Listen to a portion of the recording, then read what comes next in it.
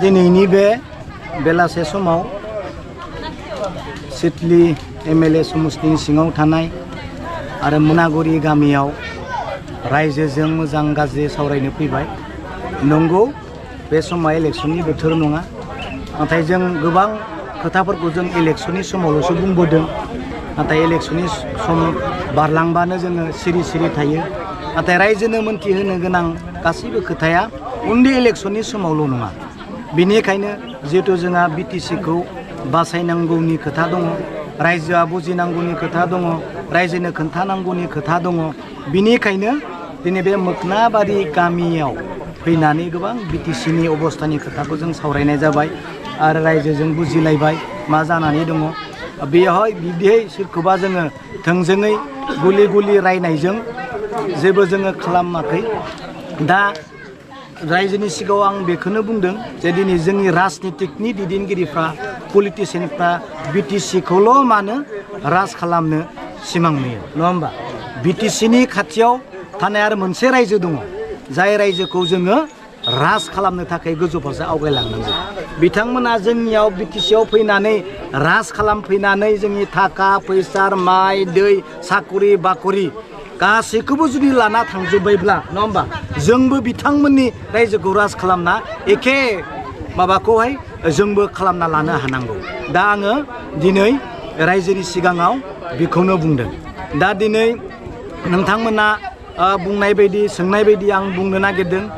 BTR एकर्डनि दफाया जिहेतु मावफुंजायासै, बिनि थाखाय दायनिगिरि प्रमदआ जानो हागौ। नाथाय प्रमद बर' बिथांनिख्रुइ बांसिन दायनिगिरि जागोन जाय गभर्नमेन्टआ दिनै प्रमिस खालामनानै, जाय गभर्नमेन्टआ दिनै रादाय होनानै एकर्ड खालामदोंमोन, बै गभर्नमेन्टआ मावफुङिया प्रमद बर'आ जेसेबां दाय जागोन बिनिख्रुइ बांसिन दाय जागोन, नङा होमबा? जाय दफाफोरखौ एकर्डनि गेजेरजों आसाम सरकार सेन्ट्रेल सरकारा मावफुंगोन होनना बुंदोंमोन, दिनै मावफुङाखैसै। प्रमद बर'आबोथ' निश्चय मावफुंनो थाखायनो सानदोंमोन, नाथाय मावफुङाखै सोर? प्रमदआ जायजों दङ, प्रमद बर' बिथाङा जाय सरकारजों दिनै दङ, बिथांमोनानो जेबो मावफुङाखैसै। दा बिनि थाखाय बुंदों आं, गासैबो दफाफोरा जिथु दिनै जाफुङाखैसैब्ला बिनि दायनिगिरिया हाग्रामा जागौमोन जेब्ला हाग्रामा महिलारिया बिटिआरनि चिफ जागौमोन होनना आं बुंदों, नङा होमबा?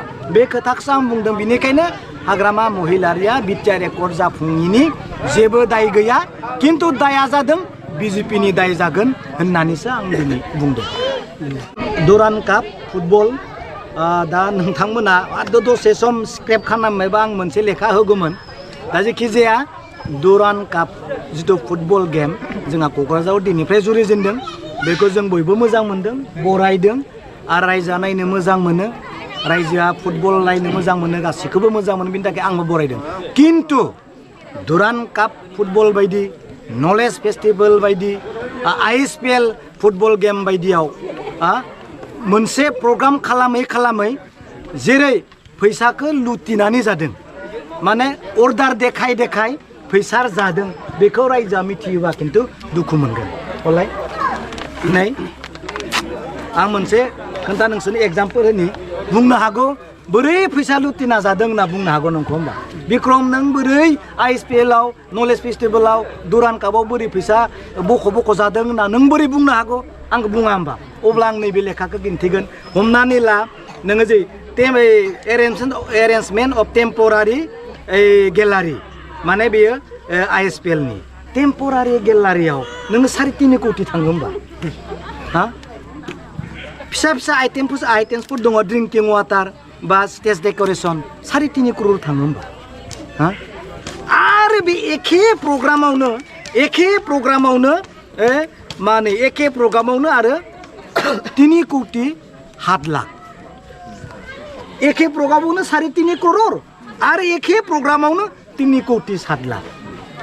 बे मा सोर मोनजाखो? दा 3 करोड़ 7 लाखासो मोनजाखो ना 3.5 करोड़ासो मोनजाखो? आरो एखे प्रग्रामावनो नों नायलायदो नै आरो 2 कौटि 49 लाख माबा मिनारेल ड्रिंकिं वाटार, ओंखाम जानाय, VIP डिनार, बेयावबो मा 2 कौटि 49 लाख, नङा होमबा? आं बेखौ बुंनो, बे लुटिनानै जानाय सोर जादों बेखौ? बेथ' बाहेरनि गोजासो।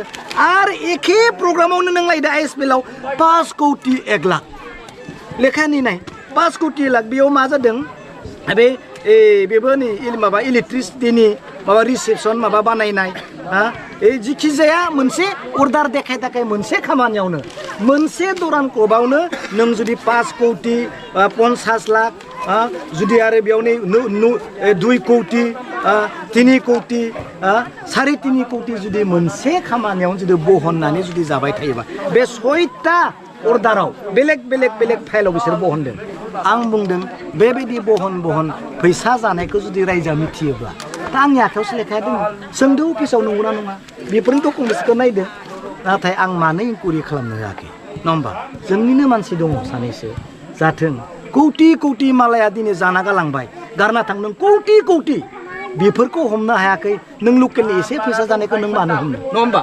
बेनिखाय आं जेबो बुङाखै बेफोरबायदि बहनना जानाङा दा नों दुरान कापआव थांनाय बोसोराव बेसेबां थांदों आरो देग्लाय बोसोराव बेसेबां थांदों फैबाय थानाय समाव आं होगोन माबायदि फैसाखौ बनायो ओइ बेनाराव बेसेबां कौटि होयो ओइ टेम्परारि पेन्डेलाव बेसेबां क्रर होयो बेफोरनिखौथ' आं बुंबायानो बेबायदि दा बेनिखायनो बुंदों जेन मोजांनि थाखाय खेलाया जाथों नाथाय फैसा बहनना जानो थाखाय खेलाया दा जाथों आरो थांनाय बोसोरनि दुरान कापआव 110 करोड़ मिथिबाय 110 करोड़ बिराद गिदिर स्टेडियाम बानायगोन होननानै मानगोनां हिमन्त बिश्व शर्मा बुङाखै होमबा भिडिअ फुटेजखौ नोंसोर माबा खालामना हो थिक खालामना हो 110 करोड़ 10 करोड़ गेलारि बनाय दिम राजनाथ सिंह थानायाव सार थानायावनो बुंदों अबा दिनै नाय खुगाजोंल' खिन्थु फैसाखौ बाहायगासिनो खुगाजोंल' जेबो गैया दा बेनिखायनो लाबथों गेलेथों सेंग्रा सिख्लाया बिनि थाखाय मोजां गियान मोनथों नाथाय फैसा बहनना जानायखौ बन्द' खालाम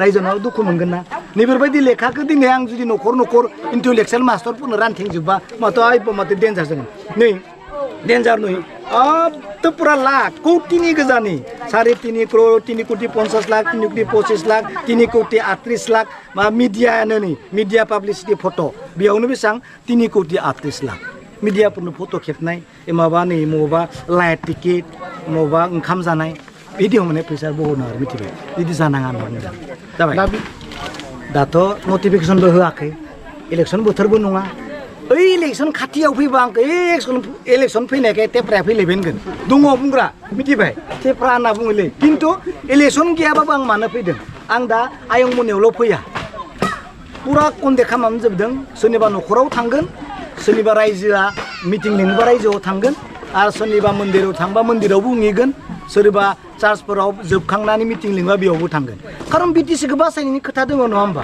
दिनै बिटिसिखौ बासायनो थाखायसो खोथाग्राया गैयाब्ला खोनासंग्राया बोरै खोनासंगोन आरो खोनासंग्रा गैयाब्ला खोन्थाग्राया सोरनो खोन्थानो बिनिखायनो दिनै जिथु रायजोफ्रा ज' जाबाय आं हामबाय होनदों बेनो स्टार्टिं इलेक्सन देरहानायजोंसो जोङो बिटिसिखौ बासायनो हागोन नालाय नङाबा जानला मानला ज्राव बिजेपि इउपिपिनो होनानै बिटिसिया थैनो नङा होमबा बेनिखायनो बेखौ दा होथों जोंनि बिटिसिखौ बासायफिननांगौ होननानै दिनै केम्पिं बायदियानो जों खालामबाय दिनैनिफ्राय आरो मिथिबाय बेनो जाबाय थेंक इउ